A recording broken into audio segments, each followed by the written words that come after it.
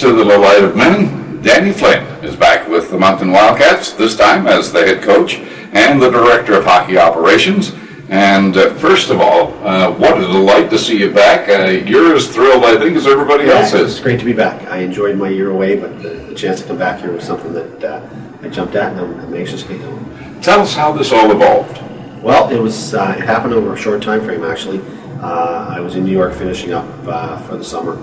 I was headed back. I had a 15-hour drive back to Nova Scotia, and by chance on the Saturday driving through New Brunswick, Robert had called me, and John Torchetti had left the evening before and asked me if I was interested in talking with him. And I turned the car around. I was at Memorial Cook, and came back. We had a nice visit, and I said I better talk to my wife about this too. So back home, we talked about it as a family, and when we talked about it, we saw some opportunity here in a good situation, and we decided this would be where we would make our home. Danny, there was a lot of talk last year about the possibility of you coming in, replacing Ted as the head coach and director of hockey operations. And is it true that came very close to fruition? Yeah, absolutely. I was an 11th hour decision that I went to New York. I wavered back and forth. I enjoyed my time here so much, but the chance to go to the National Hockey League and the chance to compete and be part of the best league in the world was something that I thought I should experience, take advantage of. I didn't get into coaching originally way back to coach in the National Hockey League. My goal was to try and positively impact young players, and that's what attracted me to coaching in the first place. So the chance to come back to junior hockey where you can really help them develop people and develop players is something that I enjoy, and I'm looking forward to that challenge. As you look at it now, there are several priorities, I suppose, with a cell phone going in the background. But let's talk about those possibilities and the priorities that you have. I suppose the first thing is the draft, and then decisions have to be made on the coaching staff for next year. Well, absolutely. There's a lot of things to be done in a short period of time. First off, I have big shoes to fill. Both Teddy Nolan and John Torchetti did tremendous jobs. Are coaching the National Hockey League for a reason. They're very, very talented at what they do.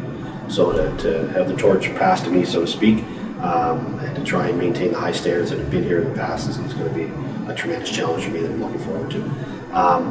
As far as the midget draft, which is upcoming, coming in so late, Peter and his staff have worked hard in preparation for that. I met with Peter yesterday for 2 hours, and he seems comfortable with things and ready to go. And by and large, the draft will be his day and his staff's day. European draft, Peter and Tony Martino have gone to Europe and have worked their lists and identify players they like. I think I'll get involved with the agents and with that process, but again, ultimately coming in so late, the players we target in terms of ability will be guys that they've identified.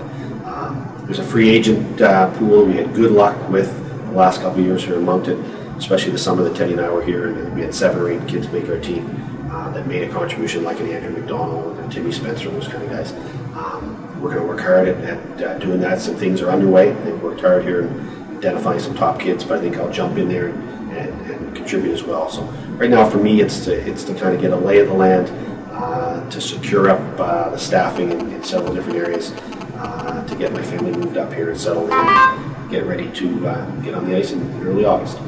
Now, when you look back at it, the year that you spent here, you, Ted, and Dan Lacroix, you're right, you brought in free agents, you had the nucleus of a good team. Is it fair to say, having watched the Wildcats during the past season, that you have almost the same kind of nucleus? You know, it's hard to say for me because I didn't see the team. Okay. I followed it as closely as I could, and we talked a lot about it, and I tried to do as much homework as I could to prepare and see what's here. I'll have a better idea when I see the team on the ice in August. Young players make significant gains from their first year to their second year. There was a core of, I think, 10 or 11 rookies here that if things go right and they prepare well, should take a step as a player, each one of them come their second year in the league. So for me to make an assessment at this time might be a little early. Your 20-year-olds are always a major factor in your team. I think last year in Moncton here with Chris Cadet and Nathan Walton and Andy McDonald, that might be in the Quebec League as a trio, maybe the best set of overages as people and players that anybody had. So how the overages are going to shape up and who goes to pro and who's back, we have to let that play out a little bit. But right now the focus is, I'm a smart enough coach to know that I'm a way better coach with good players. So we want to draft very, very well. We want to try and bring as good of players, as good of people as we can to Moncton. And then once we assemble talent, then we have to build a team. Well, when you look at it, and you look at the stable of 20-year-olds that you have, you're already in good shape. Yeah, there's a possibility that some of those guys come back that I want to meet with each of those guys or talk with them in the next couple of days and find out their intentions. Most of the 20s hope for pro. Yeah. Now with the changing face of pro hockey, some undrafted 20-year-olds do get American League contracts and move on. I got to see where they fit and what opportunities they have and which ones we want to bring back here. So there's lots of decisions and lots of challenges, but I'm looking forward to that. I want to talk for a minute about the experience of being in the NHL, because everybody's dream, I suppose. If I remember correctly, Sports Illustrated picked the New York Islanders to finish dead last. You got into the playoffs, you gave the Sabres a run, but it had to be something that you'll treasure for a lifetime. Yeah, it was a great experience, and as a family and as a coach. And boy, Teddy did a terrific job. I mean, there were some guys that picked us to finish 31st, I think. So our talent base compared to other teams, a lot of people felt that it wasn't that strong of a team. I thought as a team and as a coaching staff, we worked hard to get the best out of everybody. We had tremendous. The guys were great. They were really competitive. They bought into things we were trying to do, and I think as a team we made some significant steps. So it was fun. I enjoyed it. I learned a lot from it. One thing I did learn is that the things that win at the National Hockey League level are exactly the same things that win at the junior A level, the exact same things that win at the college level, the Pee Wee level. You have to build a team that are good people that play for each other and play for a common goal. And if you don't have that, then nothing else matters. So I came back, if anything, convinced that the things that I believe that lead to winning are the things that lead to winning. And I learned a lot of things that'll make me a better coach, and hopefully I can pass that along to the kids here.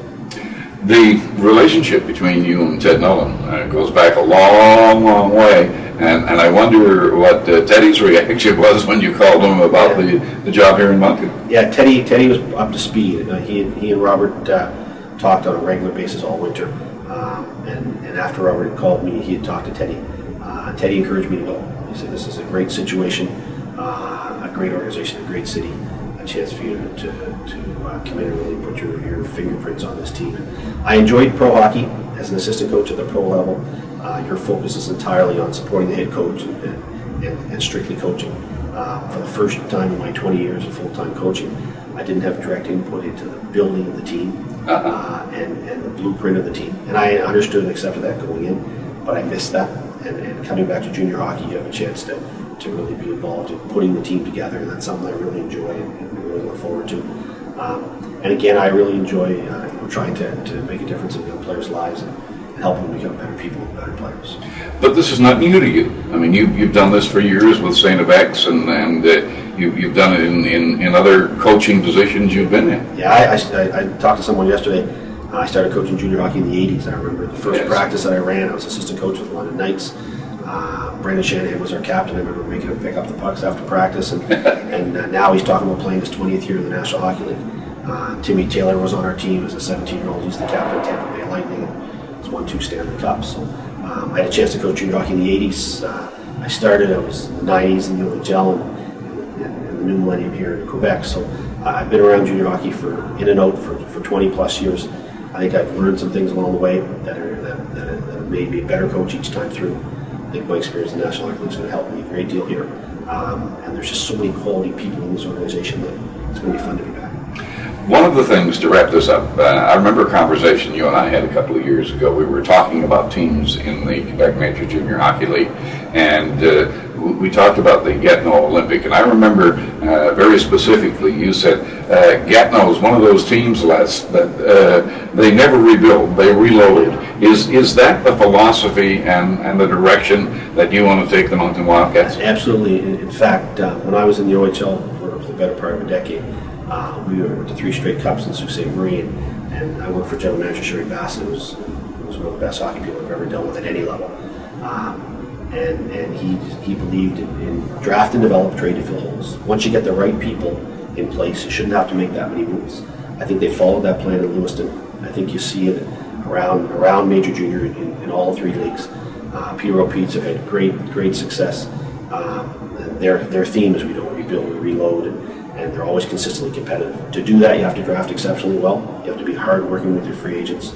That's the thing that I'm going to really try and make my mark in terms of helping support Peter in the draft, working hard with the free agents, getting good people and good players here, and then the coaching takes over after you have similar talent. Well, I want to repeat what I said at the very beginning. From a personal level, and I know I speak for a lot of fans and the players, it is a delight to welcome Danny Flynn back as the head coach and director of hockey operations for the Moncton Wildcats.